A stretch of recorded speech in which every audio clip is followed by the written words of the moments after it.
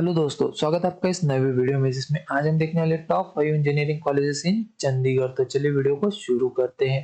यहाँ पे सबसे पहले कॉलेज की बात करें तो आता है यहाँ पे पंजाब इंजीनियरिंग कॉलेज, जो है काफी अच्छा माना जाता है चंडीगढ़ में इंजीनियरिंग के लिए।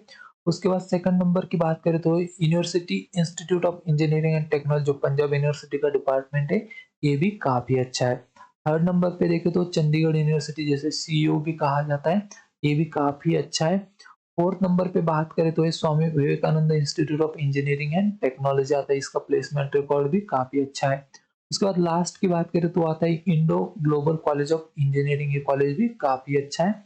और इन कॉलेज के बारे में आपको और भी कोई जानकारी चाहिए होगी तो आप मुझे कमेंट में पूछ सकते हो, या फिर आप मुझे इंस्टाग्राम पे भी डीएम कर सकते हो।